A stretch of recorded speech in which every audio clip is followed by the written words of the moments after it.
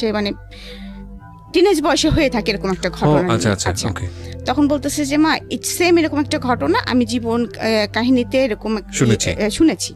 হ্যাঁ, তো তুমি এটা শুনে দেখো, তোমার ভালো লাগবে। তো ওই যে আমার শুরু হলো নেশা। তো বেশিরভাগ সময় দেখা যাচ্ছে আমি লেখালেখি করার সময় দেখা যাচ্ছে কানের মধ্যে আপনাদের জীবন গল্পগুলো যে কোনো একটা যেটা ভালো লাগে, যেমন গতকাল রাত্রে শুনেছি রিমিটটা। তো ওটা শুনে আমি কিন্তু সত্যি কথা যেটা বলবো, মানে আমি প্রেশারের ওষুধ খাই, প্লাস আমার একটা নার্ভের ওষুধ আছে, তারপরে আমাকে একটা অল্প পারে ঘুমের ওষুধও খেতে হয়, কিন্তু তারপরে ভোর 5টা পর্যন্ত আমি চোখ এক করতে পারিনি। হ্যাঁ, যদি কেউ বলে যে আপনি 38 বছরের বয়স্ক মহিলা হয়ে কেন রিমির গল্পটা আপনাকে এত ইফেক্ট করলো কেন?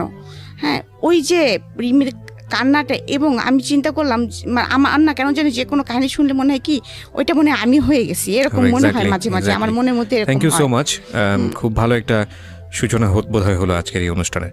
আপনার মেয়ে শোনে তার মানে এই অনুষ্ঠান? হ্যাঁ, আমার 2 মেয়ে শোনে। আচ্ছা, তো আপনার বড় মেয়ে কি করছে? আমার বড় মেয়ে এখন নর্থ সাউথে আর্কিটেকচার ইঞ্জিনিয়ারিং ভর্তি হয়েছে। ও শোনে এই প্রোগ্রামটা? জি, ও শোনে। বিউটিফুল। সো হ্যালো বলে দিলাম আমরা আমাদের এই অনুষ্ঠান থেকে। এবং আপনার ছোট মেয়েটা ক্লাস 9 এ বা 10 এ উঠবে। আচ্ছা, তো আজকে এই যে ভদ্রমহিলা যিনি আছেন রিমা, তার জীবন গল্পটা আসলে কি আমরা ধারাবাহিকভাবে আপনাদের সামনে উপস্থাপন করতে যাচ্ছি। এবং আপনি বলুন না, আপনার মতো করেই বলুন, আপনি কোথা থেকে শুরু করতে চান? অ্যাকচুয়ালি আমার শৈশব থেকে আমি শুরু করব। তো শৈশব তো আসলে খুব ছোটকালের কথা কিছু মনে থাকে না কারোর, সেগুলো হচ্ছে সবার বাবা মার কাছ থেকে শুনে তারপরে হয়তো আমাদের বলতে হয় ছোটকালে এরকম করতাম ওরকম করতাম। তো আমার যতদূর থেকে মনে আছে আমি তখন থেকে শুরু করব আর কি। তো আমি যেটা, আমার বাবা ছিলেন রোডসেন হায়ারের ইঞ্জিনিয়ার। আমার বাবারা হচ্ছে 13 ভাই বোন এবং আপন 13 ভাই বোন, মানে একই মায়ের পেটে 13 ভাই বোন? জি, আমার দাদির মোট সন্তান ছিলেন 18 জন, 13 জন বেঁচে ছিলেন লাস্ট পর্যন্ত। আপনার দাদি কি বেঁচে আছেন? জি, আমার দাদি গত 2 বছর হয়েছে মারা গিয়েছে। মাশাআল্লাহ। আমি তো অবশ্যই, এটা আসলে ওই দাদিদের আমলে এটা সম্ভব। আমার মনে হয় না যে বর্তমান আমলে কোনো মেয়ে বা ভদ্রমহিলা যদি কেউ শোনেন তিনি সেন্সলেস হয়ে যেতে পারেন, মানে ওই স্টেজ যাওয়া তো অনেক বড়ের বিষয়। ওকে, হ্যাঁ বলেন প্লিজ। তো আমার যতটুকু মনে আছে, মানে আমার ছোট ফুপু আর আমি, মানে আমার যেটা 11 নম্বর ফুপু আর কি, মানে আমি এখানে বলতে চাচ্ছি যে আমার ফুপু হচ্ছে 11টা। আচ্ছা, বাবার চাচা 2 জন, মোট 13 জন। আচ্ছা, তো বাবা হচ্ছে একদম 13 ভাই বোনের বড়। ও ওকে, মানে সবার বড়। 13 জনের মধ্যে আমার বাবা সবচেয়ে বড়। জি। আর ছোট চাচা হচ্ছে 6 ফুপুর পরে, মানে চাচা বাবার থেকে অনেক ছোট। তো আমাদের শৈশবটা এরকম ছিল যে আমরা যতটুকু শুনেছি যে আমার দাদা ভাই মানে গ্রামের খুব গণ্যমান্য একজন লোক ছিলেন, চেয়ারম্যানও ছিলেন। তিনি খুবই জাঁকজমক বর্ণাঢ্য জীবনযাপন করতেন এবং মোট কথা আমাদের পূর্বপুরুষরা জমিদার ছিলেন। যে এই বাড়িটা এখন আর নেই, তবে তো ওইটার ভগ্নাংশ এখনো আছে, কিন্তু এখন আমরা সব বংশধররা ছড়াই ছিটে গিয়েছি। মানে ওটা কোথায় আছে? এটা কুষ্টিয়ার জমিদার ছিলেন আপনার দাদা? আমাদের কুষ্টিয়ার জমিদার, মানে আমাদের শহর থেকে একটু ভিতরে। আচ্ছা, ওকে। তো যাই হোক, ওইভাবে আমরা সারা জীবনই শুনে এসেছি এবং আমরা এলাকায় গেলে ওরকম সম্মান নিয়েই থেকেছি। দাদা ভাইকেও দেখেছি। আমি দাদা ভাইকে খুব বেশি দেখিনি, 4 বছর বয়সে যতটুকু দেখা যায় আমার মেমোরিতে দাদা ভাই চেহারা খুব বেশি স্পষ্ট না। দাদা যান মারা যাওয়ার পরে তখন বাবা ফিল করেন যে দাদিকে একা বাড়িতে রাখা যাবে না, কারণ আমার ছোট ছোট অনেকগুলা ফুপু টুপু আছে। তো তখন আমার বাবা একদম সবাইকেই নিয়ে আসেন, আর আমার চাচু অনেক আগে থেকেই আমাদের কাছেই থাকতেন। একটা জিনিস আমি বুঝতে পারছি যে আপনার বাবা যেহেতু বড় ছিলেন, আপনার দাদার অ্যাবসেন্সে উনি আসলে সবার অভিভাবক হিসেবে দায়িত্ব পালন করেন। দাদা এবং মা, আমার মাও প্রচন্ড ইফোর্ট দিয়েছে সংসারের পেছনে, সেটা মানে না বললেই নয়। তো বাবা হঠাৎ করে একদিন দেখলাম যে একজন মানে বাসায় হারমোনিয়াম, ডুগি, তবলা এরকম নিয়ে আসেন। আমি একটু ইন্টারাপ্ট করছি এখানে, সেটা হচ্ছে যে আপনারা কয় ভাই বোন ছিলেন? ও, আমরা 3 ভাই বোন। 3 ভাই বোন ছিলেন? জি। আপনি বড় সবার? না, আমার ভাই বড়, আমি মেজো, ছোট ভাই। আচ্ছা, তো আপনি যে সময় মেমোরি দিয়ে শুরু করলেন, এটা কত বছর বয়সে আপনার? এটা আমার 4 বছর বয়সে। মানে স্কুলে তখনও ভর্তি হননি? মানে তখন স্কুলে যাব, সেই বছরই হয়তো স্কুলে ভর্তি। ঠিক আছে, হ্যাঁ বলুন। তারপরে বাবা ডুগি, তবলা, হারমোনিয়াম নিয়ে আসছে, করছে। তা আমরা তো সবাই খুব লাফালাফি করতেছি, কারণ পাশে তো আমি একা না, আমার ছোট ছোট আরো ফুপুরা ছিল। আমি বললাম না যে আমরা সবাই একসঙ্গে থাকতাম। তো বাবা এটা দিয়ে কি হবে, তখন হঠাৎ করে পরের দিন সকালে দেখলাম যে একটা লোক আসতেছে এবং খুব মেলি ভাব আর কি। তো আমরা বুঝতেছি না, তা আমাকে এসে বলতেছে যে এই বাবু এদিকে আসো, মানে এরকম করে আর কি। নাচের শিক্ষকরা একটু এরকম মেলি ভাষায় কথা বলে। তো আমার একটু কেমন লাগতেছে, বাসায় সবাই খুব হাসাহাসি করতেছি এরকম। আবার আমাকে ওই ঘরে যখন বাবা ডেকে নিয়ে গেছে যে আজ থেকে উনি তোমাকে নাচ শেখাবেন, আর আশেপাশ থেকে ফুপু টুপুরা উকি ঝুঁকি দিচ্ছে, মানে ছোট একটা ফ্যামিলিতে যা হয় আর কি, উকি ঝুঁকি দেওয়া কি হচ্ছে ওই ঘরের মধ্যে, এরকম একটা বিষয়। তো যাই হোক, আমি একটু একটু করে নাচ শেখা শুরু করলাম। তারপরে বাবা উনি আসেন, নাচটা নাচতে আমার ভালোই লাগে, কারণ আমি যেটা শুনেছি আমি নাকি ছোটকাল থেকে মানে অনুকরণ প্রিয় ছিলাম খুব আর কি। মানে যে যেভাবে কথা বলতেছি, যে যেভাবে হাঁটতেছি তার পিছ পিছে ওইভাবে দুষ্টামি করে হাঁটতেছি এরকম আর কি। আর আরেকটা কথা বলি যে আমাদের ফ্যামিলিতে যেহেতু আমার 11টা ফুপু, একটা চাচা, আর তখন শুধু ভাই বোন বলতে আমরা 3 জন, তার মধ্যে মেয়ে আমি একজন। আর আমি ছোটকালতেই স্বভাবত একটু স্বাধীন চেতা, কারণ আমার বড় ভাইটা অসম্ভব ভদ্র এবং ভালো।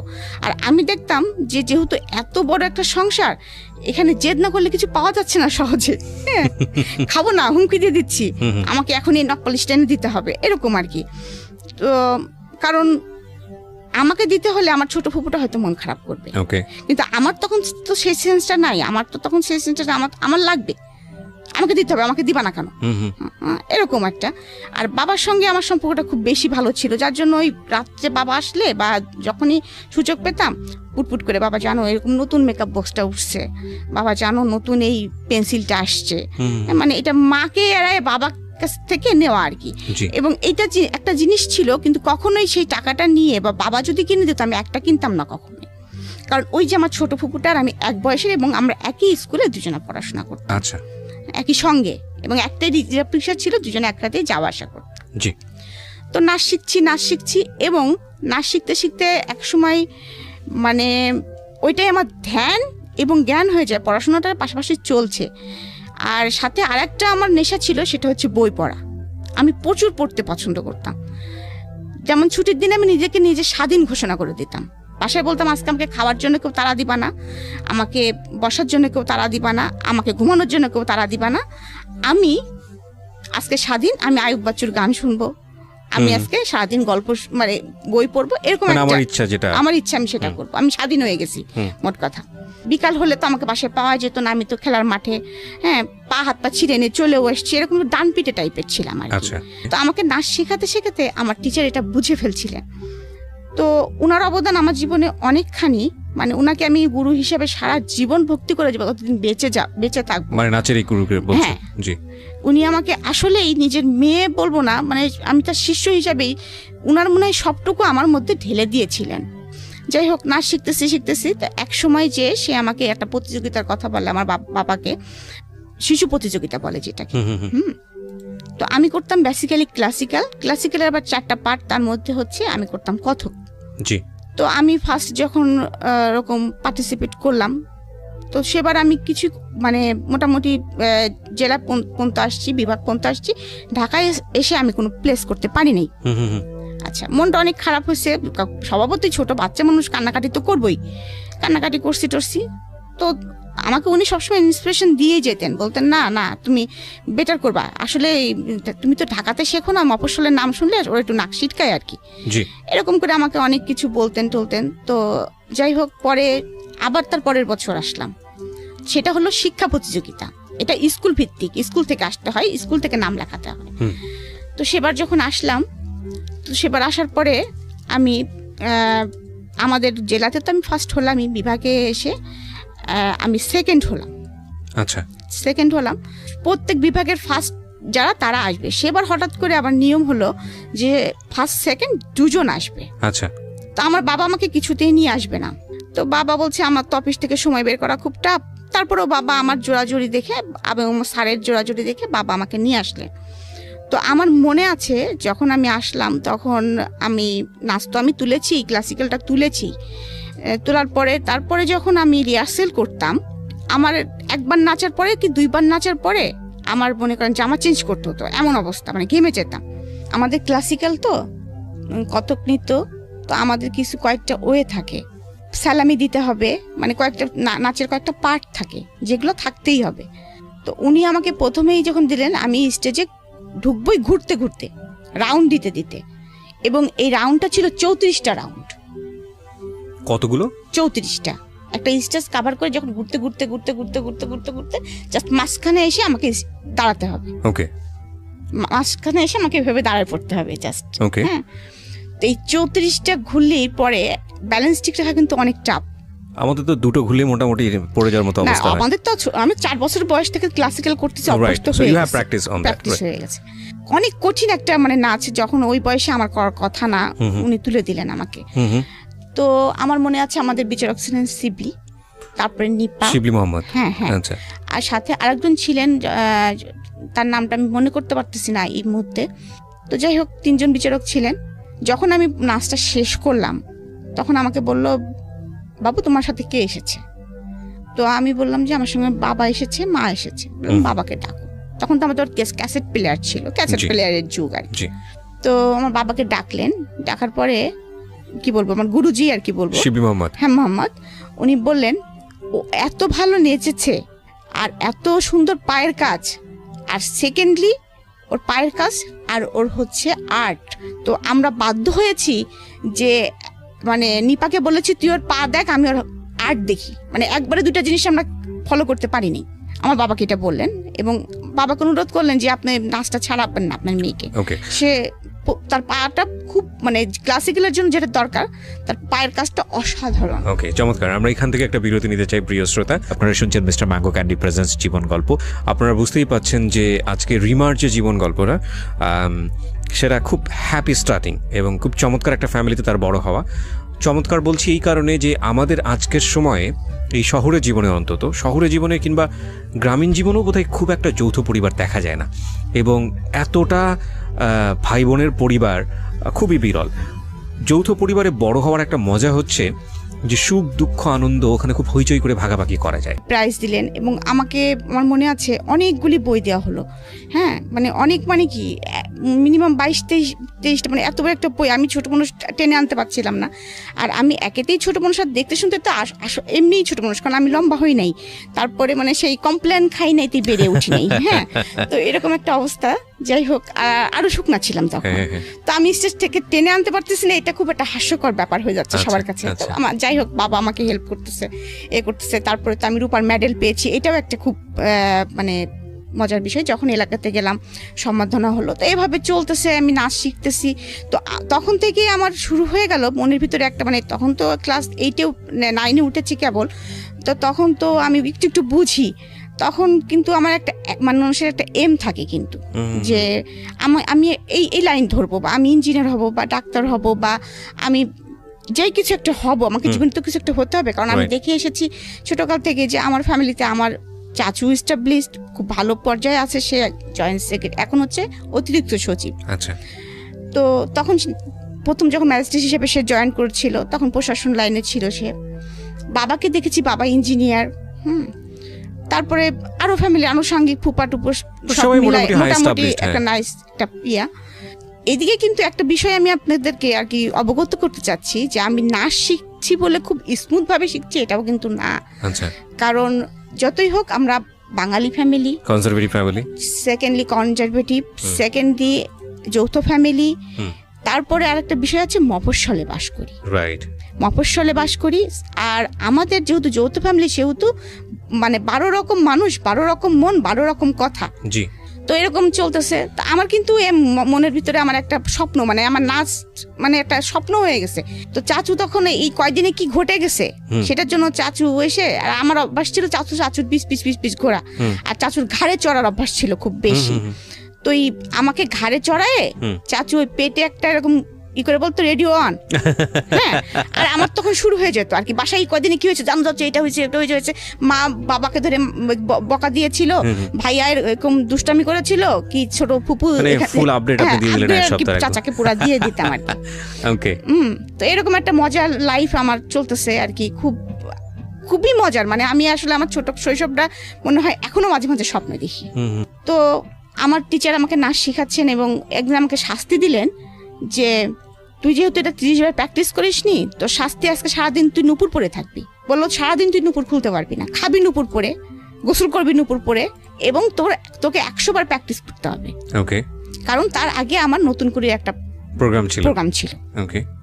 তো আমিও জেদ হয়ে গেল, ঠিক আছে তাই হবে, হ্যাঁ তুমি আমাকে বকা দিলা, এরকম আমার সবসময় এরকম ছিল, তুমি আমাকে বকা দিলা তো ঠিক আছে, তা মা এত বলছে তুই নুপুর খোলা, আমি না আমি 100 বার প্র্যাকটিস করবো, ওইরকমই মা হয়তো একটু খাওয়াই দিচ্ছে, খাচ্ছি, তারপরে আবার ক্যাসেট ছেড়ে আবার প্র্যাকটিস শুরু করতেছি। এমন হলো সারাদিন নুপুর বেঁধে রাখাতে আমার পা ফুলে গেল। তারপরে তো যাই হোক, পরের দিন যখন আমার টিচার আসছেন, বাবা খুব রেগে গেছেন, তো তুমি এটা কি করছো, আমার মেয়ের পাটা দেখছো তুমি?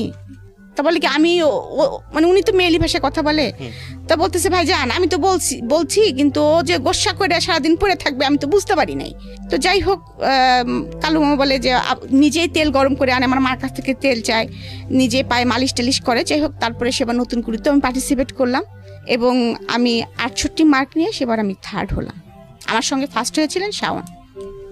শাওন মানে হুমায়ুন আহমেদের স্ত্রী শাওন, আমাদের প্রিয় শাওন। ওকে, সো বুঝতেই পারছেন যে আজকের যিনি গেস্ট তার কালচারালি মানে শৈশবে একটা শক্তিশালী ব্যাকগ্রাউন্ড আছে ইনফ্যাক্ট। হ্যাঁ বলেন প্লিজ। তো তখন থেকে আমার মনের ভিতরে ইচ্ছা যে একটার পর একটা যখন অ্যাচিভমেন্ট করতেছি আমি, যে আমার তখন থিম হয়ে গেছে যে আমি নৃত্যশিল্পী হব। আচ্ছা, এবং এটা হতে হলে কি করতে হয় সেটাও আমি জানি, যে মানে বুঝতে পারতেছি, বিভিন্ন জায়গা থেকে শুনতেছি যে ইন্টারমিডিয়েট পাস করব, আমাকে ইন্ডিয়া যে আমি একটা কোর্স করব, বা আমি রবীন্দ্র ভারতী যে ভার্সিটি আছে ওখানে আমি অ্যাডমিট হব, এরকম একটা মনের মধ্যে একটা স্বপ্ন গুছাচ্ছি। এর মধ্যে আমার বাবা ট্রান্সফার হয়ে কুষ্টিয়ায় চলে আসেন। কুষ্টিয়ায় চলে আসার পরে কিছুদিন আমরা ভাড়া বাসায় থাকি, কারণ আমরা অনেক মানুষ ছিলাম, আমাদের হতো না। তো তারপরে বাবা ওখানে আবার জায়গা কিনে, আমাদের কুষ্টিয়া যেহেতু হোম ডিস্ট্রিক্ট, তো সেখানে বাবা আবার জায়গা কিনে বাড়ি করে ফেলেন, একবারে দোতলা বাড়ি করেন। যখনই বাবা বাড়িটা করেন তখনই হচ্ছে এমন অবস্থা হয় যে আমরা তো ছিলামই, আমার ফুপু টুপু আমার দাদি ছিলামই, তো গ্রাম সাইডে যেসব ফুপুদের বাড়ি ছিল তাদের ছেলে মেয়েরাও সবাই যারা কলেজে ভর্তি হলো সবাই আমাদের বাসায় এসে উঠার পরে তখন হচ্ছে আমি ক্লাস 10-এ অলরেডি উঠে গেছি। 10-এ ওঠা মানে আমার তখন প্রায় 15 বছর বয়স, একেবারে ছোট না, মানে ছোট না বলতে কি একটু বোঝা শুরু করেছি যে আমি একেবারে ছোট না। আমাদের সিস্টেম ছিল দোতলায় আমরা মেয়েরা থাকতাম আর নিচতলায় হচ্ছে সব ছেলেরা থাকতো আর কি। তো বাসা ভর্তি যেহেতু মানুষ এইভাবে চলছে, কিন্তু এখন আমি যেটা বলবো সেটা হচ্ছে যে আমার কৈশোরে পদার্পণ যেটা বলবো আর কি, বয়সন্ধিকালে হচ্ছে যে আমি যে খুব সুন্দর, আমি যে অমক বা আমি তমক, এরকম কমপ্লিমেন্ট কখনো আমাকে ফ্যামিলি থেকে দেওয়া হয়নি কখনো। উল্টো আরো কমপ্লিমেন্ট পেতাম যে শর্ট এর কখনো বিয়েই হবে না, লম্বা হতাম না যেহেতু। আর যেহেতু ওই যে ডান পিঠের স্বভাবটা ছিল তার জন্য আমি কিন্তু আমার গায়ের রং কিন্তু 2 ভাগ থেকে চাপা। তো স্কুলে যেতাম যখন, তখন দেখতাম যে কিছু কিছু ছেলেরা সাইকেল নিয়ে পিস পিস যাচ্ছে, তো মজাই লাগতো আর কি, মজা লাগতো কি রে এই ছেলেটা পিস পিস আসে কেন। আবার এমনও আছে কোনোদিন এসে হয়তো বলেও দিতাম বাসায় যে ভাই জানিস যাচ্ছিলাম আমাদের পাড়ার অমুক ছেলেকে দেখলাম, মানে ফুপাতো ভাই তো মেলাগুলায় বাসায়, আমার ভাইকেও বলতেছি, আমার ফুপাতো ভাইদেরকে বলতেছি যে তারা আবার কি করছে, দেখা যায় তাকে যে শাসায় থুয়ে আসছে, তুই আমার বোনের পিস পিস গেছিস কেন। এটা হয়তো বা আমি জানিও না বা আমার বাবাও জানে না। তো এইভাবে চলতেছে। যাই হোক ওই সময় আমার তখনও স্ট্যান্ড বাই 2 ফুপুর বিয়ে হয় নাই, তো আমাকে নিয়ে প্রচন্ড ঝামেলা শুরু হলো। মানে আপনার পিছনে এরকম ভাবে? হ্যাঁ, আমার পিছনে এ পাড়ার ছেলে লেগে গেল, ও পাড়ার ছেলে লেগে গেল, কেউ মানে বাসায় ফোন করে, কেউ ডিস্টার্ব করে, মানে স্কুলে তো ডিস্টার্ব করে, চিঠিপত্র তো দেয়। আর আমি আবার এখানে একটা বোকামি, এখন মনে হয় যে বোকামি করেছি, যে আমি আবার তাদেরকে পিটাইতাম। মানে বললো রাস্তার মধ্যে একটা প্রস্তাব দিল, এই চিঠিটা নাও, আমি জুতা পিটা করে চলে আসছি, দেখা যাচ্ছে যে বদমাইশ তোর চিঠি নেবো কিসের জন্য। হ্যাঁ, তারপরে দেখা যাচ্ছে আবার বাসায় এসে আবার নালিশ করলাম, আমার ভাইরা যে আবার তাদেরকে পিটনে দিল, আবার এই পাড়ার ছেলে হলো ও পাড়ার ছেলের সাথে মারামারি লেগে গেল, মানে এরকম মানে সিচুয়েশনটা তৈরি হয়ে গেল। অনেক সময় ফোন করে বাবাকে হুমকি দিত যে আপনার মেয়েকে তুলে নিয়ে যান, কি করবেন দেখি, ও যে আমাদের পিটাইলো মারাইলো, হ্যাঁ আপনারা যে কাজটা করলেন বাবা হয়তো জানেও না। সেকেন্ডলি আর একটা বিষয় লক্ষ্য করা গেল ফ্যামিলিতে, সেটা হচ্ছে এখন বুঝি যে আমি যেহেতু খুব আদরের ছিলাম, একটা মেয়ে ছিলাম, তো আমার বাবা চাচার মিলে আমি একটা মেয়ে, এবং এভাবে মানুষ হচ্ছে দেখে হয়তোবা আমার কিছু কিছু ফুপুদের মধ্যে গ্রো করা শুরু করলো। তাদের তো সবার ছেলে আছে, আমাদের বাসায় লেখাপড়া করে, কারোর সঙ্গে বাইচান্স যদি আমার কোনো ভাব হয়ে যায় তাহলে তো বাবা না করতে পারবে না। ওকে, আমরা এরকম একটা কমপ্লেক্স সিচুয়েশন থেকে একটা ছোট্ট বিরতি নিতে চাই প্রিয় শ্রোতা, সেকেন্ডবারের মতো। আপনারা শুনছেন মিস্টার ম্যাঙ্গো ক্যান্ডি প্রেজেন্স জীবন গল্প, আমি আরজি কিবরিয়া আপনার সঙ্গে রয়েছি। প্রিয় শ্রোতা, আপনাদের সবার জন্য একটা বিশেষ সেগমেন্ট যুক্ত হলো আজকে থেকে মিস্টার ম্যাঙ্গো ক্যান্ডি প্রেজেন্স জীবন গল্পে। সেটা হচ্ছে এখন থেকে অনুষ্ঠান চলার কালীন সময়ে আমি আপনাদের সঙ্গে ইউটিউবে চ্যাট করব, এবং সেটা হবে আমার ইউটিউব চ্যানেলে। যারা এই মুহূর্তে আমাকে শুনতে পাচ্ছেন ঠিক রাত 12টায়, আমি আবারও বলছি ঠিক রাত 12টায় আমার চ্যানেল থেকে এই আজকের অনুষ্ঠানের ভিডিও ফুটেজ ওখানে প্রিমিয়ার করা হবে, এবং সেটা হবে লাইভ আকারে। সো আপনারা যারা আমাদের এই অনুষ্ঠানে শুনছেন, যারা সরাসরি গেস্টের সঙ্গে কথা বলতে চান কিংবা আমার সঙ্গে কথা বলতে চান, চলে আসুন আমার ইউটিউব চ্যানেলে। অনুষ্ঠান চলাকালীন সময়ে আমি আপনাদের যত রকমের কোয়ারি আছে, যা রকমের মন্তব্য আছে, সব কিছু পড়বো এবং আমি রিপ্লাই দেবো ওখানে। আমার ইউটিউবের ঠিকানা হচ্ছে www.youtube.com/rjkibriya.fm। আমি আবারও বলছি www.youtube.com/rjkibriya। আমাকে একদিন ডেকে বললেন যে মা, তুমি কারোর সঙ্গে এত ক্লোজ হয়ে না, তুমি তো সবার সঙ্গে খুব বেশি মেশো, হ্যাঁ, তুমি একটা জিনিস মনে রাখবা যে তোমার নিজের ভাইয়া ছাড়া এখানে তোমার কেউ আপন ভাইয়া না। আর তুমি যদি রাস্তার একটা ছেলে ধরে নিয়ে আসো মা, সেটা আমি মেনে নিব, কিন্তু তুমি যদি আমার কোনো আত্মীয়তার সঙ্গে আত্মীয়তা করো, তাহলে আমি সেটা মেনে নিব না। কারণ তুমি এখন বড় হয়েছো মা, তোমাকে এই কথাটা আমার বলা প্রয়োজন। কারণ আমি জানি তুমি তোমার মার সঙ্গে, আমি মার সঙ্গে কখনোই তেমন ফিল ছিলাম না, এখন ফিল করি যে মা কি জিনিস। হ্যাঁ, তখন কিন্তু হয়েছে কি, মা তো সারাদিন কাজে ব্যস্ত থাকতো, মার কাছে বকাটাই খেতাম বেশি আর কি, ওই জন্য মাকে ভালো লাগতো না। বাবা তো আদর দিত, বাবাকেই ভালো লাগতো আর কি, যেটা স্বাভাবিক যেটা হয় আর কি। তখন মা হচ্ছে ভিলেনের রোলটা পালন করতেছে আর কি, কারণ মা শাসন করেন। হ্যাঁ, তো তখন আমি হচ্ছে এমনকি আমি রাগ হলে, মার উপরে রাগ হলে মাকে বলতাম তুমি আমার মা না, তুমি আমার খালা। এমনকি একদিন ফকির আসছে, আমার আবার খুব ফকিরের ভিক্ষা দেওয়ার স্বভাব ছিল। রাস্তায় আপনার মানে কোনো রিক্সাওয়ালাকে দেখলে, মানে একটু বুড়ো মতো রিক্সাওয়ালা দেখলে ব্যাগে যা থাকতো দিয়ে দিতাম। আচ্ছা, মানে আমার এখনো সেই স্বভাবটা আছে, যার জন্য আমি অনেক বকাও খাই, এখনো সেই স্বভাবটা আমার আছে।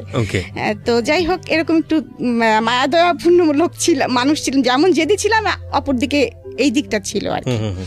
তো যাই হোক, এর মধ্যে আমার ফ্যামিলিতে খুব এটা নিয়ে খুব হইচই চলতেছে।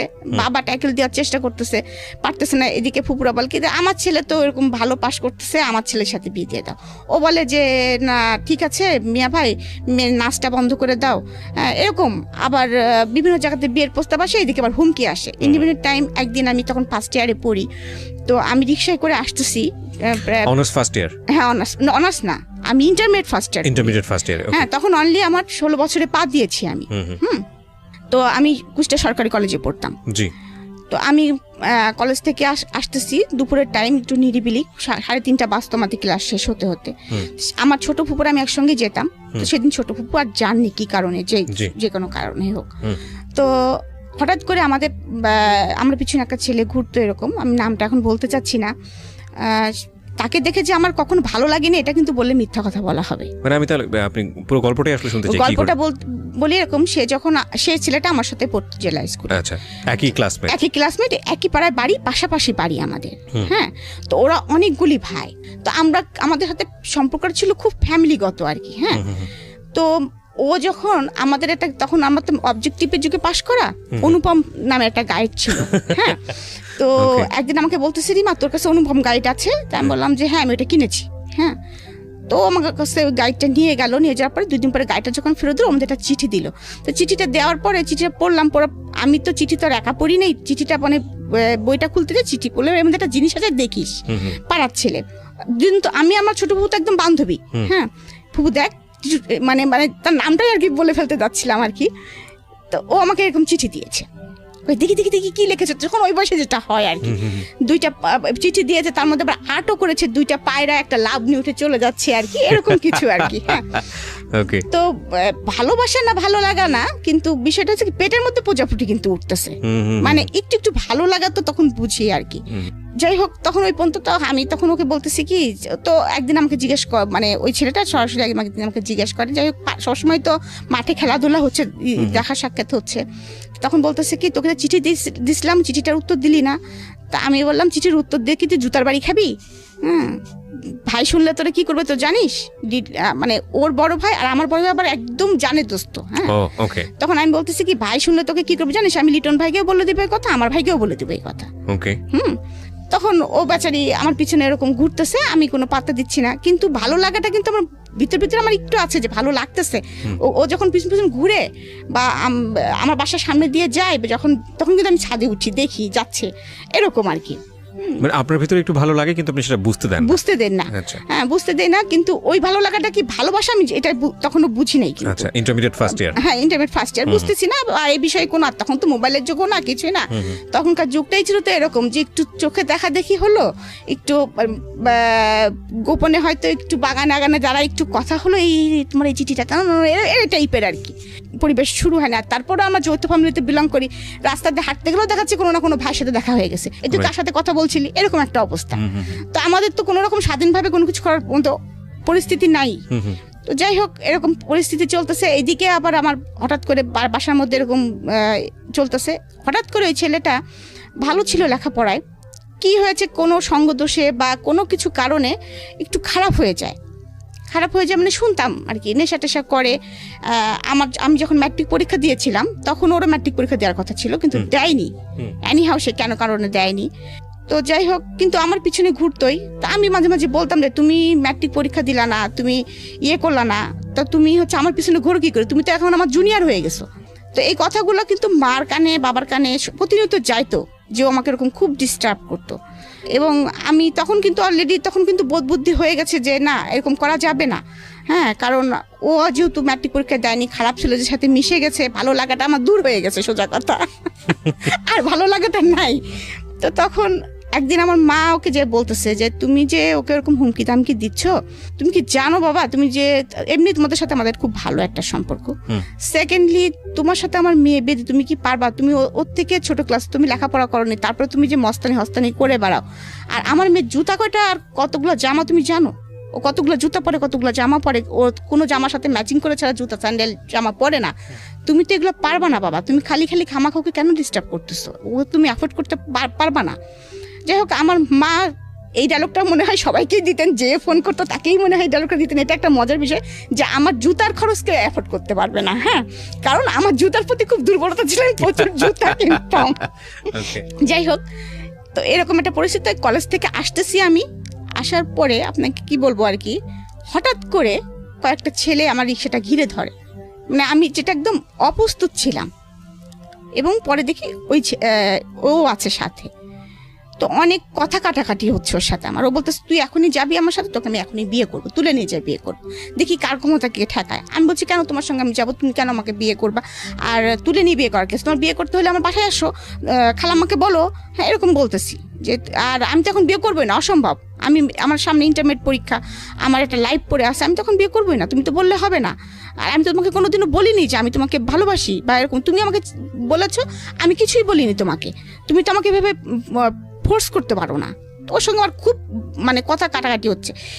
এর মধ্যেই ও দেখি কি পিছন থেকে একটা পিস্তল বের করে ফেলছে। এখন ওইটা অরিজিনাল কি নকল আই ডোন্ট নো, আমি তখন তো চিনি না পিস্তল। ওইটা আমার সরাসরি মাথায় ঠাকাই বলতেছে, হয় আজকে তুই মরবি, নাহলে আমি মরবো, যে কোনো একজন মরবে। মানে সেই একদম বাংলা সিনেমা মোটামুটি আর কি, যদিও বাংলা সিনেমা, কিন্তু তবু ওইটা আমি মানে রিয়েলাইজ করতে পারতেছি যে আমি কি মুভমেন্ট আছি। যাই হোক, ওরকম যখন রাস্তার মধ্যে বার বিতর্কটা চলতেছে, তখন আমাদের মানে আশেপাশে যায় না কিছু ছেলে পেলে, ওরা দেখছে যে আপুর সাথে এরকম হচ্ছে। তো তারপরে এরকম ওরা আবার আমাদের বাসায় চিনতো, আমাদের বাসায় যে খবর দিয়েছে, বলছে রিমা আপুকে কতগুলো ছেলে এরকম পিস্তল ধরছে এবং তাকে কোথায় যেন নিয়ে যাচ্ছে। তো এই কথা শোনার পরে সঙ্গে সঙ্গে মা তো ভাইয়াকে বলছে, বাসায় হইচই পড়ে গেছে, বাবা বাসায় ছিলেন না। কথা প্রসঙ্গে মা কিন্তু বুঝতে পারছে এটা টিটুরি কাজ হতে পারে। তো মা সঙ্গে সঙ্গে আমার বড় ভাই এবং লিটন মানে বড় ভাই দুজনে বলছে দেখি কোথায় আছে, দাঁড়ান বাকলাম, আপনি টেনশন করেন না, ওরা এত সাহস হয়নি যে এরকম করবে। আর ও কি করেছে, আমাকে নিয়ে যে আমাদের কুষ্টিয়ার একটা বাঁধ আছে, বেরি বাঁধ, আমরা রেণুকের বাঁধ বলি, ওখানে নিয়ে যে আমাকে বসিয়ে রেখেছে যে তোকে আমাকে বিয়ে করতে হবে। তা আমি বললাম কি বাঁধের মধ্যে এসে আমি কি বিয়ে করবো নাকি, তুই আমার এখানে বসায় রাখছিস কি জন্য হয়। হ্যাঁ, তো বলতেছে না, আমার বন্ধুরা গেছে কাজী ডাকতে, আমাকে যেখানে যেতে বলবো ওখানে যাবো, তোর সাথে আমি বিয়ে করবো আজকে। তা আমি চুপচাপ বসে আছি, হাসতেছি মনে মনে, কারণ আমি জানি যে এটা হয়তো বা কখনোই ও পারবে না, কারণ আমার বড় ভাই আছে এবং তার বড় ভাই যেটা আছে শুনলোকে মেরেই ফেলবে, যত মস্তানি হোক না কেন ফ্যামিলিকে একটু সবাই ভয় পায়। তো আমি ওই আধা ঘন্টা মতো এরকম আমাকে বসিয়ে রেখেছে, আমি বসে আছি, কলেজ ড্রেস পরাই, ওরকম জামা কাপড় পরাই বসে আছি। তো এর মধ্যে তো ওর ফ্রেন্ড সার্কেল দিয়ে আমার ভাইরা বের করে ফেলেছে যে রিমাকে নিয়ে কোথায় গিয়েছে, তোরা একটু আমাদেরকে বল। বড় ভাইরা বললে তো অনেক সময় ছোট ছোট ভাইরা না বলতে পারে না, তখন অনেকেই বলে দিয়ে ফ্রেন্ড সার্কেল, ওদের ফ্রেন্ড সার্কেলের মধ্যে বলছে যে হ্যাঁ এরকম একটা প্ল্যান করতেছিল, আজকে রিমাকে ধরবে যদি সুযোগ পায়, তো ওকে মনে হয় যত সম্ভব রেণুক বাদে নিয়ে গিয়েছে, ওখানে মনে হয় বাদের বোধে মানে নদীর পাশেই বসে আছে মনে হয়। হ্যাঁ, ওকে রাজি করানোর চেষ্টা চলছে। আসলে ভাই এরকম কিছু না, ও যদি চাপে পড়ে হ্যাঁ করে দেয়, মানে এরকম একটা কিছু বলছে আর কি। তো আমার ভাই এবং সেই ওর বড় ভাইও, আমি দূরে থেকে দেখতেছি ওরা হেঁটে আসতেছে। তো আমি তো একদম তখন আরো রিল্যাক্স হয়ে গেছি যে ভাইরা তো আসতেছে। আর ওরা ওদের ভাইদের দেখে পিছন থেকে পিস্তল তখন আর কোনো নাই, তখন পিস্তল সহকারে যার যার মতো সে পাশে দৌড় মারছে আর কি। 2-3টা ফ্রেন্ড ছিল, সে ছিল, তখন আর তার ফুটানি শেষ। যাই হোক, তখন থেকে আমাকে নিয়ে গেল বাসায় নিয়ে যাওয়ার পরে আরো পরিস্থিতি খারাপ হয়ে গেল। বাবার মাথার মধ্যে এই জিনিসটা গেঁথে গেল। হ্যাঁ, একদম গেঁথে গেল। মানে মা তো প্রচন্ড ভীতু হয়ে গেলেন, না জানি এরকম অ্যাক্সিডেন্ট আর একদিন হলে কি হবে। আজকে এই পাশের বাড়ির ছেলে করেছে, আর এক পাড়ার ছেলে করলে কি হবে, আর এক পাড়ার ছেলে কি হলে কি হবে, আমি মেয়েটাকে কিভাবে কি করবো, মান সম্মান। এইদিকে ফ্যামিলিতেও কারোর সাথে যদি আমার মেয়ের সম্পর্কে জড়া যায় তাহলেও আমার প্রবলেম। সবার কথা হচ্ছে রাজ্য সহ রাজকন্যা, আমার মেয়েটাকে কতটুকু তারা ভালো করবে আমি জানি না, হয়তো বা আমার সম্পত্তির দিকেই আসবে। এরকম বাসার মধ্যে বাবা মা খুব দ্বিধা এবং দ্বন্দ্বের মধ্যে আছেন, খুব সমস্যার মধ্যে আছেন।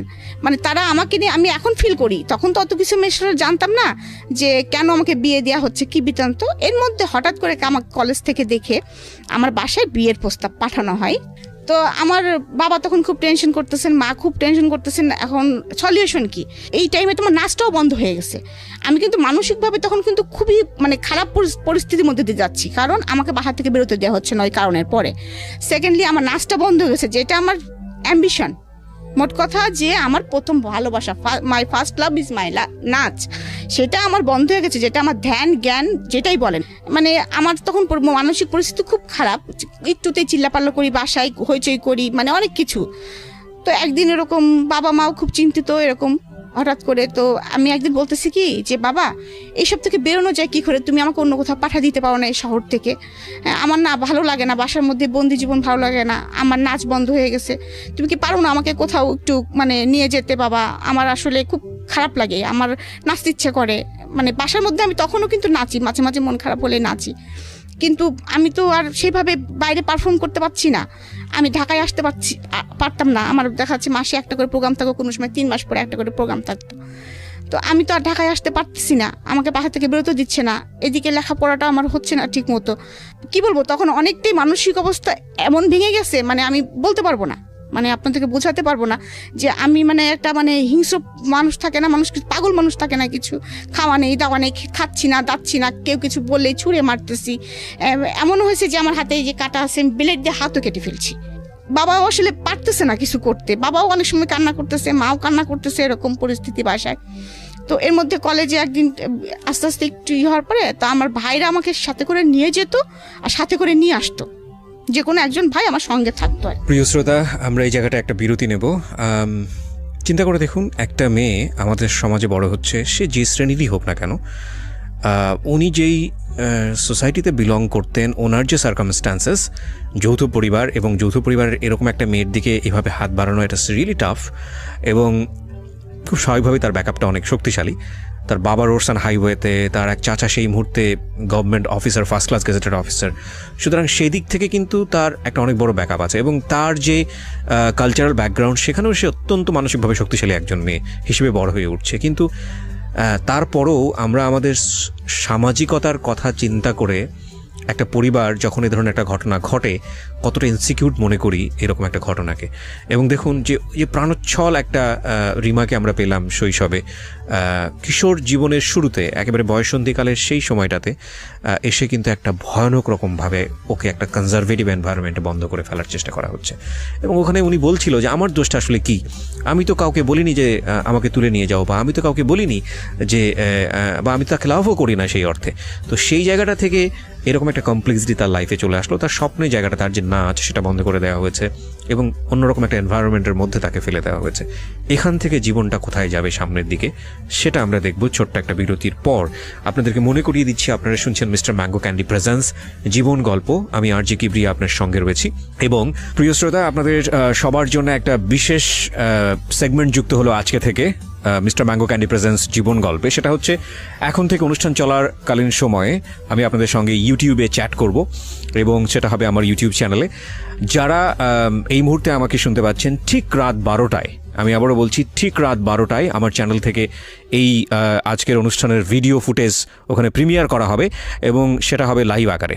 সো আপনারা যারা আমাদের এই অনুষ্ঠানে শুনছেন, যারা সরাসরি গেস্টের সঙ্গে কথা বলতে চান কিংবা আমার সঙ্গে কথা বলতে চান, চলে আসুন। ঘুমাই গেলে বাবা বুক থেকে আমাকে নামাতেন, মা নাকি মাঝে মাঝে রাগ করে বলতেন ফেলে দাও, অত বড় মেয়ে কি জন্য বুকের উপরে ঘুমায়। আবার বলো তোমার আমার বুকের উপরে ঘুমায়, তোমার সমস্যা আছে কোনো?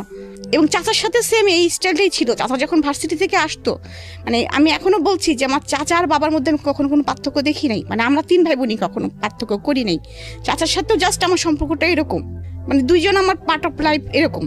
তো আমার তখন এমন কিন্তু একটু মনের ভিতরে হয়েছে যে আমার চাচা কি পারে না, চাচু কি পারে না আমাকে এখান থেকে বের করে নিয়ে যেতে। চাচুর পোস্টিং ছিল তখন কুমিল্লাতে। ইভেন আমি চাচুকে বলেছি, চাচু তুমি আমাকে নিয়ে যেতে পারো না, তোমার ওখানে গেলেও তো আমার এত ঝামেলা হয় না, তুমি তো একটা ভালো ইসের মধ্যে বিলং করো, আমাকে তো কেউ ডিস্টার্ব করতে পারে না, আমি তো নাচটা কন্টিনিউ করতে পারি, কুমিল্লা থেকে ঢাকা তো অনেক কাছে। জানি না কি অজানা কারণে আমার চাচু করে রেসপন্স করে নাই, মন খারাপ করছে, কাঁদছে, মা তুমি পড়াশোনা করো, মন খারাপ করো না, এরকম অনেক কথাই বলেছে। কিন্তু আমার মামারা, আমার আবার 2 মামা আর আমার মা একা, আমার মা বড়। আমরা আবার ছোটকাল থেকে দেখেছি বাবা মানে আমাদের ফ্যামিলি আর মামাদের ফ্যামিলি মনে হয়েছে এক। আমরা মানে অনেক বড় হওয়ার পরে বুঝছি যে মামার ফ্যামিলি আর চাচাদের ফ্যামিলি আলাদা, মানে এটা হয় আর কি। আমরা মনে করতাম যে একই। তো এরকম একটা পরিস্থিতিতে যাচ্ছে, কিন্তু মামারা কিন্তু চায়নি যে, বড় মামা কিন্তু বলেছে যে বু তুমি যদি না পারো মেয়ে আমার কাছে দিয়ে দাও, কারণ আমার বড় মামা তখন খুলনাতে থাকতেন। এরকম পরিস্থিতি চলতেছে, কিন্তু বাবা আমাকে কারো কাছে দিতে রাজি না, কারণ আমার মানসিক অবস্থা তখন যেরকম, কারণ আমার ওই মানসিক অবস্থাটা তখন অনেকে হয়তো টেক কেয়ার করতে পারবে কিনা, কখন কি অ্যাক্সিডেন্ট করে ফেলি, মানে এটা আমার বাবা বুঝতে পারতেছে না। তো এর মাঝে আমি অ্যাক্সিডেন্ট একটা করিও, সেটা হচ্ছে, তো আমার মনে আছে আমার কাছে 700 টাকা ছিল। আমার কাছে সবসময় টাকা পয়সা থাকতো আর কি, এটা একটা বিষয় ছিল তখনকার সময়। 700 টাকা মানে বেশ কিছু টাকা আর কি। তো আমার কাছে 700 টাকা আছে, আমার পরা আছে একটা লং স্কার্ট আর একটা টি শার্ট, রাত্রে যেটা আমি পরে ঘুমাই। ঘুম থেকে উঠে তখনও বাসায় কেউ কেউ উঠেছে, কেউ কেউ ওঠেনি। তো আমাদের বাসার নিচে একজন দারোয়ান থাকতেন এবং একজন নাইট গার্ড থাকতেন। তা আমাদের আবার বাসাটা অনেক পিছনে, সামনে অনেক বড় লবি এবং সামনে খুব বড় একটা গেট, ওইটা পার হয়ে তারপরে যেতে হয় রাস্তায় আর কি। কাউকে কিছু বলতেছি না, আমি একাই সকালবেলা ঘুম থেকে উঠে ওই 700 টাকা হাতের মধ্যে নিয়েছি, কোনো পার্সও না, এবং ওই নাইট ড্রেস পরার মতো অবস্থায় আছি। ওই অবস্থায় আমি সোজা হাঁটা ধরছি, কোথায় যাব আমি নিজেও জানি না। আমার মনে হয়েছে আমার একটু বুক ভরে নিঃশ্বাস নিতে হবে, আমাকে একটু বাঁচতে হবে, আমার ভালো লাগছে না, আমি কোথায় যাব নিজেও বুঝতেছি না। কিন্তু কারণ আমার তো তেমন কেউ নাইও, আমার কারোর সাথে তেমন কোনো ফ্রেন্ডশিপ নেই, বা মানে ফ্রেন্ডশিপ আছে কিন্তু এরকম আস্থা করা যায় এরকম কারোকে সেরকম কেউ নাই। যারা আছে সবাই ফ্যামিলি মেম্বার, আমার ফুপু, আমার ভাইরা, এরকম ফ্যামিলির ভিতরে আমাদের যত মেশা। বান্ধবী কিছু আছে, তাদের বাসায় যাইটাই, কিন্তু তাদের কথা তখন মাথায় আসে নাই আর কি। আমার মনে হয়েছে কি যে ঢাকায় আমি নাচি না, আমি ওখানে গেলেই মনে হয় কিছু একটা করতে পারবো, এই চিন্তা করে বাস স্ট্যান্ডে চলে গেছি। বাস স্ট্যান্ডে চলে যাওয়ার পরে আমি ওখান থেকে একটা বাসে উঠে পড়ছি, যে বাসটা ঢাকায় যায় এটা শুনছি আমি। তো আমার তো রাত্রেও মনে হয় আমি কিছু খেয়েছিলাম না, সকালেও আমার খাওয়া দাওয়া কিছু নাই। আর তখন তো বাসে আসতে অনেক মানে হাঙ্গামা হতো আর কি, মানে ওই ফেরি পার্কটার অনেক ঝামেলা। তা আমার পাশে যে লোকটা বসে আছে, আমি কিন্তু কয়েকবার বমি করেছি এর মাঝে, বাসের মধ্যে কয়েকবার বমি করেছি, উনি আমাকে পলিথিন কিনে দেন। আমার কিন্তু অত কিছু মনে নেই। তারপর ঢাকা গাবতলীতে যখন এসে থামছি, তখন কিন্তু আমার মনে হচ্ছে যে আমি কোথায় যাব। ঢাকায়ও তো কাউকে চিনি না, যাব কোথায়? হঠাৎ করে আমার মনে হলো যে আমি যখন ঢাকায় যে প্রতিযোগিতাগুলো করতে আসতাম, যখন আমি যে মামার বাড়িতে উঠতাম, তার বাসা হচ্ছে গ্রিন রোডে ছিল। আমি একটা সিএনজিকে জিজ্ঞেস করতেছি, আপনি কি গ্রিন রোডে যাবেন? তো বলছে যে হ্যাঁ যাব। তো উনি আমাকে যে ভাড়াটা চাই আমি সে ভাড়াতেই উঠে পড়ি। এবং মানে ওনার বাসায় একদম রাস্তার সাথে, গ্রিন রোডের রাস্তার সাথে ছিল এবং 7 নম্বর রোড, এটা আমার মনে আছে। আমি বলেছিলাম 7 নম্বর রোড। নিয়ে আসার সঙ্গে সঙ্গে আমি বুঝতে পারি যে এটা আমার মামার বাসা। মানে ওখানে অনেকগুলো ফ্ল্যাট, মামার ফ্ল্যাটটা চিনতে পারি। মামার বাসায় যাই। মামি আমাকে দেখে তো একদম হতভম্ব, যে কল্পনাই করতে পারে নাই আমি কোথা থেকে আসবো, একা আসছিস, কি ব্যাপার। তো হয়তো বা তারা বড় মানুষ, বুদ্ধিমান মানুষ, হয়তো বা আমার বাবাকে জানিয়েছে এমন কিছু হয়েছে, বা বাবাও বলেছে যে এরকম অবস্থার মধ্যে যে যাচ্ছে। তো ওখানে একদিন আমি ছিলাম, তারপরে বাবা আবার আমাকে গাড়ি চলে আসে, বাবা মা সঙ্গে সঙ্গে গাড়িতে করে চলে আসে, এসে আমাকে আবার নিয়ে যায়। নিয়ে যাওয়ার পরে তখন আবার মনে হলো যে আবার কেমন যেন একটা, মানে ওইটাও একটা ভুল করতে যাচ্ছিলাম, যে আমি হারাই যেতাম। তখন মনে হলো আমি, বাবা আমাকে ধরে খুব কাঁদছে, তুমি এইভাবে বাসা থেকে কেন বেরোইছো? হ্যাঁ, তোমার যদি একটা অ্যাক্সিডেন্ট হতো, রাস্তার মধ্যে কোনো অঘটন ঘটতে পারতো, তুমি চেনো না, কিছু না, তুমি কেন বের হয়েছো? তাহলে তোমাকে তো আমরা কোনোদিনও পেতাম না, তুমি কোথায় যেতা? আমারও তখন আমার মনে হয়েছে, তাই তো আমি কোথায় যেতাম? তখন আমি বলছি, বাবা তুমি একটা কাজ করো, আমি কি বিয়ে দিলে স্বাধীন হব? সবাই তো দেখি বিয়ে দিলে আর কেউ কিছু, কারোর কিছু হয় না, কাউকে কিছু বলে না, অনেক স্বাধীনতা এসে যায়। তো আমি কি বিয়ে, আমাকে তাহলে বিয়ে দিয়ে দাও বাবা। মানে আপনি নিজেই বললেন? নিজেই বলতেছি।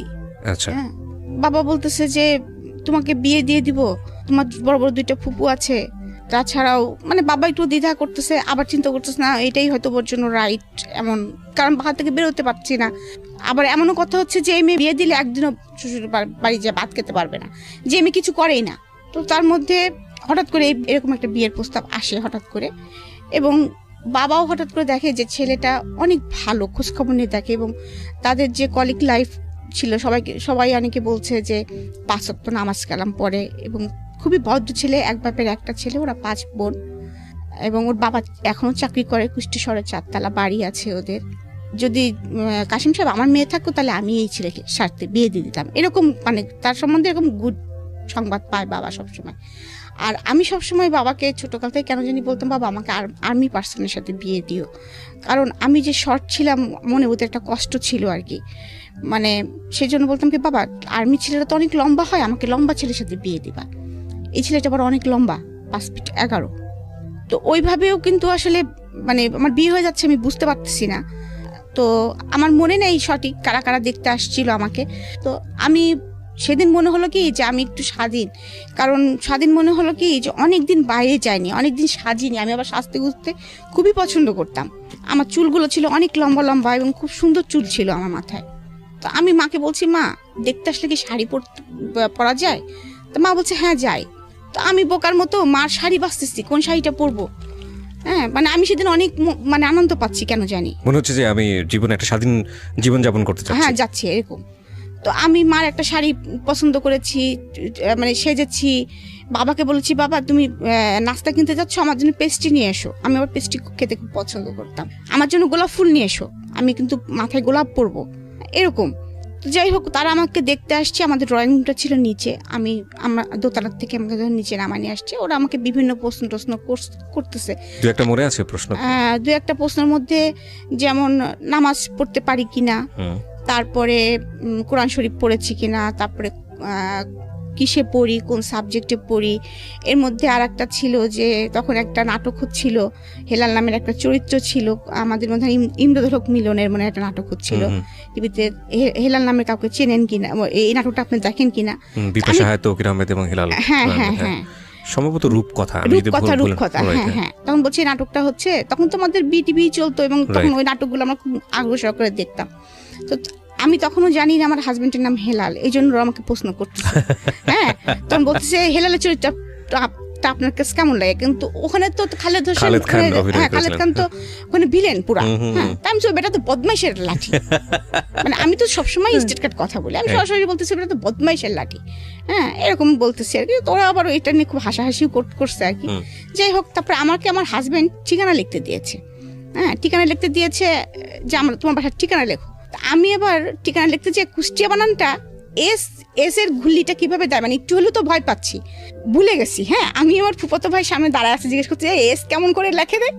ও ওদের সামনে জিজ্ঞাসা করতেছি। হ্যাঁ, ও আবার হেসে ফেলছে, তুই এস দেখতে পাচ্ছিস না। যাই হোক, এই পার্টটা চলে গেল এবং ওরা আমাকে দেখে আমাকে কিছু টাকা, একটা খাম দিল হাতে ধরায়।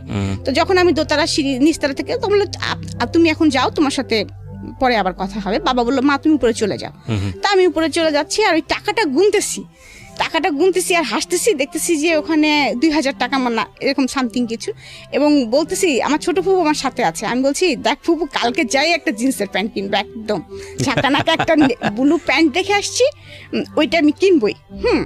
এরকম আমার যে বিয়ে হয়ে যাচ্ছে আমি এটা বুঝতে পারতেছি না। আমার মা একটা সাদা পাঞ্জাবির উপরে ফেব্রিক্স করে আমাকে যে পাঞ্জাবিটা বানাই দিয়েছে না, ওইটার সাথে আমি ব্লু প্যান্ট দিয়ে পরবো, মানে এরকম করে বলতেছি। খুব খুশি হয়েছে টাকাগুলো হাতে পেয়ে। এরকম 2-3 দিন যাওয়ার পরে আবার শুনি আমাকে দেখতে আসবে। এবার কারা আসবে? এবার মুরব্বী মহলরা আসবে। আচ্ছা, ওই হেলাল সাহেবের মুরব্বী যারা ছিলেন, হ্যাঁ, আমার মানে শ্বশুর আসবেন, শাশুড়ি আসবেন, তা আরো খালা শ্বশুর টশুর যারা আছেন তারা আসবেন, এবং তারা পাকা কথা বলবেন। এটা তো আর আমাকে বলা হয় না, আমাকে বলছে দেখতে আসবেন। আমি বলছি বাবা বারবার আমার যেতে ভালো লাগছে না, এদিন কি শাড়ি পরতে হবে? বাবা বলছি ইচ্ছে হলে পরো, না হলে না পরো। তো ও সেদিনও শাড়ি পরলাম, কিন্তু সেদিন আমি কেন জানি ভয় পাচ্ছিলাম। তো যাই হোক, দেখতে আসে আমার শাশুড়ি, এখন জানি সে আমার শাশুড়ি, তখন আমার শাশুড়ি ছিলেন না আর কি। তো ওই মহিলাটা আমাকে বললেন দাঁড়াতে বললেন এবং হাঁটতে বললেন। হ্যাঁ, তো দাঁড়াতে এবং হাঁটতে বললেন। আমার এটা খুব প্রেস্টিজে লেগে যায়। এবং আমার ছোট ননদ ছিল সাথে, ছোট ননদ মানে এখন সে ছোট ননদ, একটা মেয়ে ছিল আর কি সাথে, অল্প বয়স্ক। ওর সঙ্গে দেখলাম যে আমাকে মাপ দেওয়া হচ্ছে, কারণ তাদের ছেলে লম্বা, আমি শর্ট, ওরা তো প্রথমে এসে দেখে গেছে এটা। যখনই আমাকে মাপ দেওয়া হচ্ছে, আর আমার তো শর্ট নিয়ে আমার একটু প্রবলেম ছিলই, মানে মনের ভিতরে যে আমি একটু ছোট ছিলামই, আমি হাওমাও করে ওখানেই কান্না করে দিছি যখন, তখন আমার বাবা আসেনি, মা তখন ওখানে ছিলেন। মেয়েরা যেহেতু উপরে বসছে আর বাবা হচ্ছে ছেলেদের নিয়ে নিচে বসছে আর কি। পরে মা কিভাবে পরে আমাকে বলছে মা তুমি ঘরে চলে যাও। আমি ঘরে চলে গেছি। তখন মা মনে হয় বাবাকে কিছুটা হলো বলেছে। তা আমার বাবা নিজ থেকেই ওনাদেরকে তখন বলেছে আমার মেয়ে আমি বিয়ে দিব না। তখন আমার শ্বশুর নাকি জিজ্ঞেস করেছে যে কেন দিবেন না, আমরা তো দেখলামই না, মামনির মুখটা তো আমাদেরকে দেখালেন না, মেয়েরা উপর থেকে দেখেছে, ছেলেদের সামনে, তখন আমার শ্বশুরদের সামনে আমি যাইনি। তখন বলতেছে যে না আমার মেয়ে, বাবার এটা শুনে মন খারাপ হয়েছে যে আমাকে মাপ দিয়েছে ওরা। হ্যাঁ, আর আমাদের ফ্যামিলির তো এরকম না, এত অড না যে এখনো মেয়ে তোমার দাঁত দেখি, মেয়ে তোমার চুল দেখি, এই টাইপের তো না। হ্যাঁ, বাবার এটা অবশ্যই প্রেস্টিজে লেগেছে। তো বাবা বলছে আমার মেয়ে আমি এখানে বিয়ে দিব না, এখানে বিয়ে দিব না বলছে, আসলে আমি মেয়ে না এখন বিয়ে দিতে চাচ্ছি না, মানে কায়দা করে যা বলার হয়তো বাবা বলেছে এরকম। তখন আমার শ্বশুর নাকি বলেছে দেখেন আমরা আসলাম, ঠিক আছে মামনিটাকে দেখি, বিয়ে দিবে না আপনি পরে ডিসিশন নিন, আমাদেরকে একটু এক নজর দেখতে দেন। তো আমার মনে আছে যে আমাদের উপরেও একটা বসার রুম ছিল আর কি, তো ওনাদেরকে ওখানে ডেকে নিয়ে আসা হয়, এবং আমি আর সামনে যাব না, কিছুতেই যাব না। আমার তখন একদম শুরু হয়ে গেছে, না আমি যাবো না, সামনে যাবো, ওদের সামনে যাবো, ওরা আমাকে মাপ দিচ্ছে, কি করছে না করছে, আমি যাবো ওদের সামনে। তো জোর করে ওয়ান কাইন্ড আমাকে ধরে নিয়ে আসা হয়। তো আমি যখন রুমে ঢোকার পরে বসতে বললো, বসলাম। তো আমার শ্বশুর ঢাকায় নিয়ে আসেন, আমি বাবা আমার তখন আর ওইগুলো মনে নেই। আমি তখন দেখতেছি যে আমি একটু স্বাধীন হয়েছি, আমি কেনাকাটা করতে পারতেছি ধুমসে, যে শাড়িটা চাচ্ছি বাবা দিচ্ছে, যে জামাটা চাচ্ছি দিচ্ছে, মানে সবকিছু মোটামুটি ইয়ে করতেছি। এবং সোনার দোকানে যা চাচ্ছি, মানে এরকম সোনা কিনতে কিনতে আমি প্রায় 50 ভরি সোনা কিনে ফেলছি। ওকে, এমনও কথা বাবাকে বলতেছি, বাবা আমার কি এই বিয়েটা পরে যখন আরেকটা বিয়ে হবে তখনও কি আবার তুমি আমাকে দিবা? হ্যাঁ, এবং so fine, this is the thing that ওনার মেন্টাল ম্যাচুরিটিটা কি ছিল। বাট এখানে আমার কথা বলার আছে, আমি জানি না যে সামনে কি ঘটবে, কজ কিছু তো প্রেডিকশন তৈরি হয়, সব মানুষেরই তৈরি হয়। যারা জীবন গল্প শুনছেন তারা হয়তো বুঝতে পারছেন যে কিছু একটা ঘটতে যাচ্ছে, যেটা হয়তো তাদের ভাবনার সাথে মিলেও যেতে পারে। কিন্তু আমার কথাটা হচ্ছে যে আপনার বাবা বা ফ্যামিলির যারা মেম্বাররা ছিলেন তারা তো আপনার মেন্টাল ম্যাচুরিটিটা বুঝতেন। উইথ ডিউ রেসপেক্ট, বাবা কিংবা মার জায়গা কখনোই মূল্যায়ন করা যায় না, যত বড় প্রবলেমই হোক না কেন, ভুল হোক না কেন।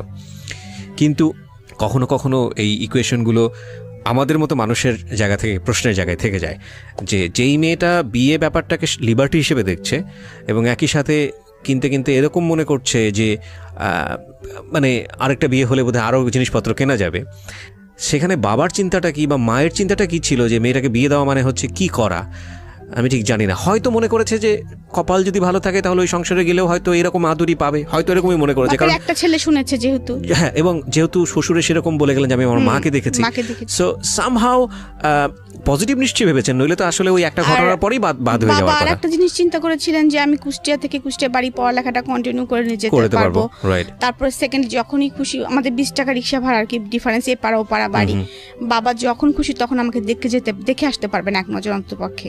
শ্বশুর বাড়ি থাকি, বাবার বাড়ি থাকি, পজিটিভলি চিন্তা করেছেন।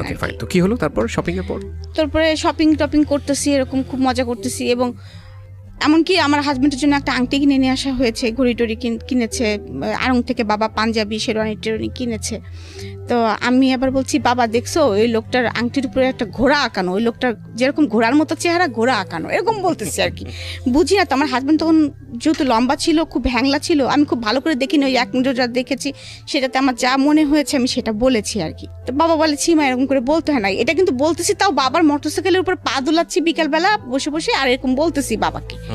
যাই হোক, এরকম করতে করতে বিয়ের দিন এসে যায় আর কি, বিয়ের দিন এসে যায়, সেদিনও আমি খুব উৎফুল্ল।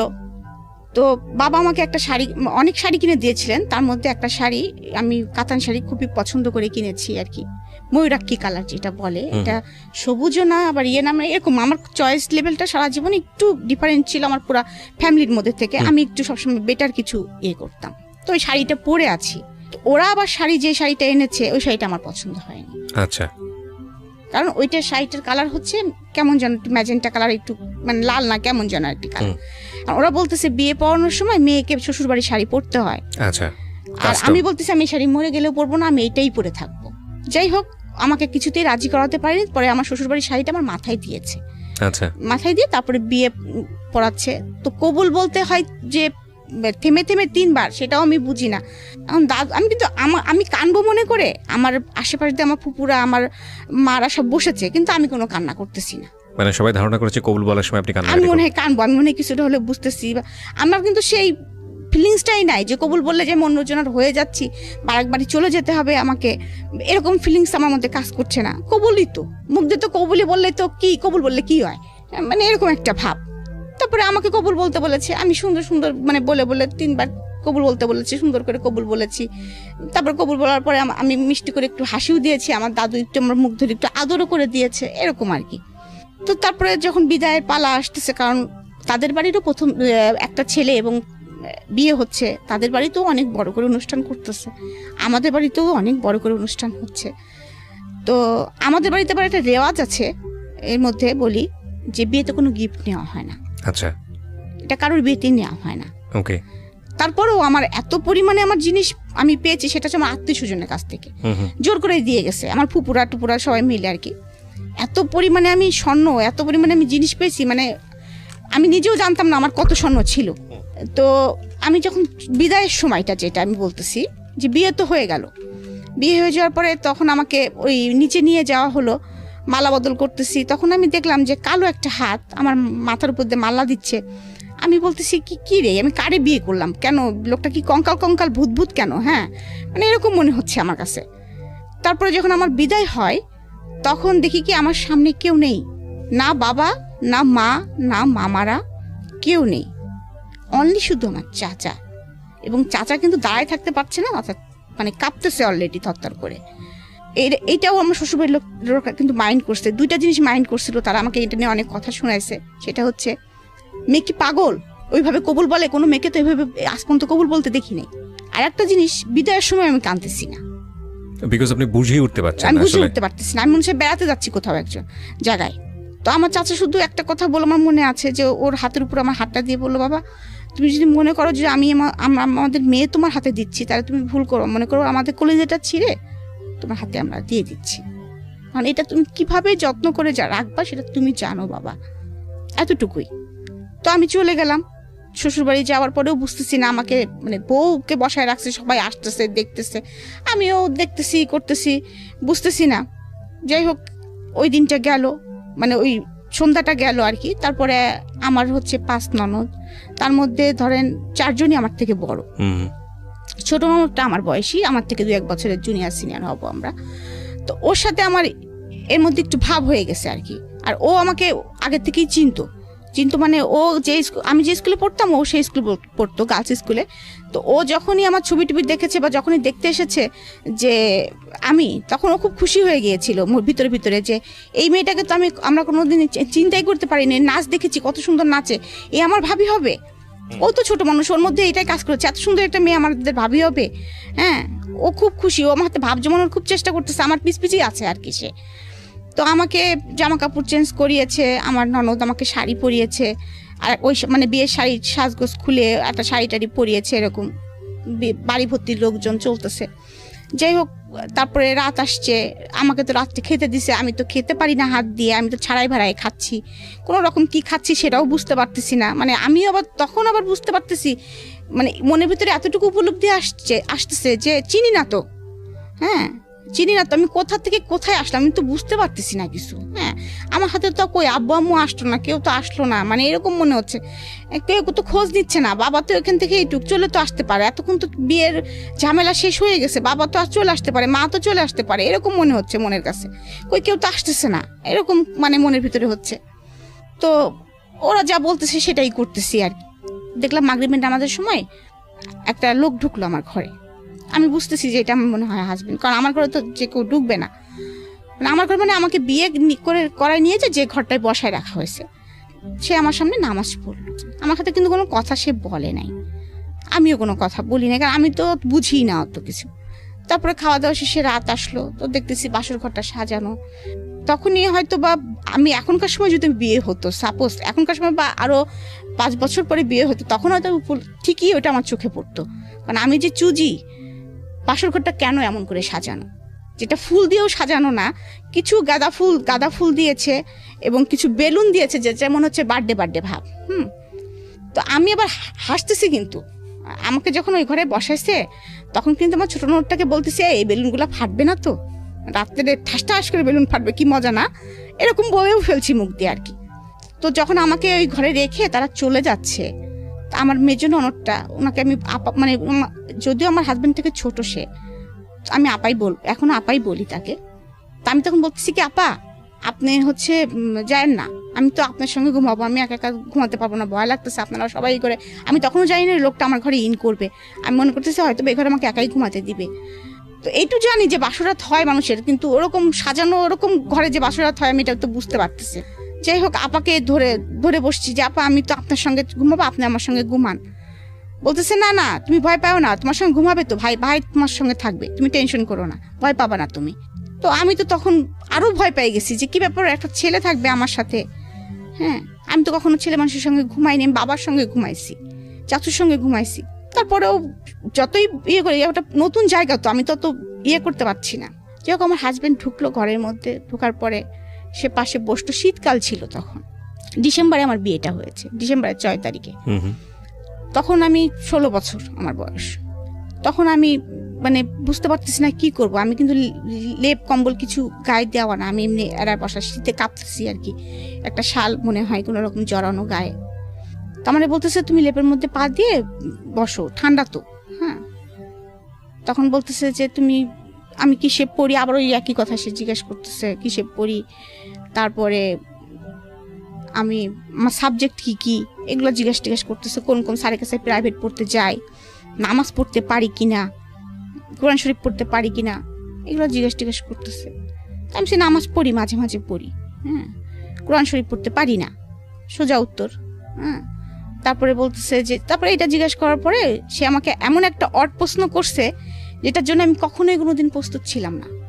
আজকে আমি বলতেছি, ফিল করতেছি যে এই প্রশ্নটা মানে আমি জীবনে ভুলবো না। মানে এই কথাগুলো বলার পরে যে সে আমাকে বলতেছে যে তোমার মানে ডেট কবে। আমি বুঝতে পেরেছি, আমরা হয়তো ইন ডিটেইলি যাব না, বাট জীবনের কিছু মোমেন্ট থাকে যেগুলো কারো জীবনের সারা জীবনেরই একেবারে ব্যক্তিগত অনুভূতি, সেটা হয়তো কারোর সাথে শেয়ার করার মতো না, কিন্তু কখনো ওই মোমেন্টগুলোই একটা সামাজিক শিক্ষার অংশ হয়ে দাঁড়ায়, কখনো ওই মোমেন্টগুলোই আরেকজনের জন্য একটা অনেক বড় শিক্ষণীয় হয়ে দাঁড়ায়। আপনার এই যে রাতের গল্পটা আপনি বলছেন, এটা প্রত্যেকটা মানুষের জীবনেরই স্মরণীয় রাত, ভয়ঙ্কর রকমভাবে প্রত্যাশিত রাত, এবং এই রাতেই প্রত্যেকটা ছেলে এবং মেয়ে আমার যেটা মনে হয় যে সবারই একটা স্বপ্ন থাকে, একটা সুন্দর একটা মেমোরি যাতে সারাটা জীবন তারা ক্যারি করতে পারে। এই স্বপ্নটা যখন সে তার জীবনের আরেকজন মানুষের প্রয়োজন, সেটা ছেলের জায়গা থেকে হোক বা মেয়ের জায়গা থেকে হোক, মানে একটা মেয়ে যখন একটা ছেলেকে কল্পনা করে বা একটা ছেলে যখন একটা মেয়েকে কল্পনা করে, এইটা বুঝতে শেখে যখন থেকে, একদম নর্মালি যখন বুঝতে শেখে তখন থেকে সে কল্পনা করা শেখে। এটা বৈজ্ঞানিকভাবে যেমন সত্য এবং খুব নর্মালিও আমাদের জীবনে এটা সত্য। এবং এই কাঙ্ক্ষিত রাতটা যখন স্বপ্নের মতো না হয়, এবং স্বপ্নের মতো না হলেও হয়তো বা সমস্যা না, পছন্দনীয় না হলেও সমস্যা না, কিন্তু যখন ভয়ঙ্কর হয়ে দাঁড়ায় তখন সেটা সারা জীবনের জন্যই একটা বড় সমস্যা।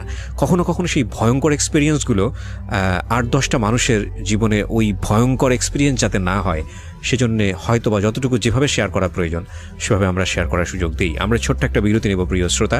আপনাদেরকে আরও একবার মনে করিয়ে দিচ্ছি, আপনারা শুনছেন মিস্টার ম্যাঙ্গো ক্যান্ডি প্রেজেন্স জীবন গল্প, আমি আরজে কিবরিয়ার সাথে। ছোট্ট একটা বিরতির পর আবারও ফিরে আসছি। জীবনে অনেক ভুল হয় এবং একজনের ভুল থেকে আমরা অনেক সময় অনেক কিছুই শিখি। ঠিক আছে, তো আপনার জীবনে যে ঘটনাটা ঘটলো তারপর কি হলো? তো তারপরে মানে এটা আমি কিভাবে বলবো বুঝতে পারছি না, মানে এক্সপ্লেন করব কিভাবে, আই ডোন্ট নো। অনেকের জীবনে এটা হয়তো খুব মানে সুখ, এটা হতে পারতো সুখের, কিন্তু আমি যেহেতু বয়স অল্প, হাইট ওয়েট কম তার থেকে, তারপরে সে অনেক লম্বা চড়া মানুষ,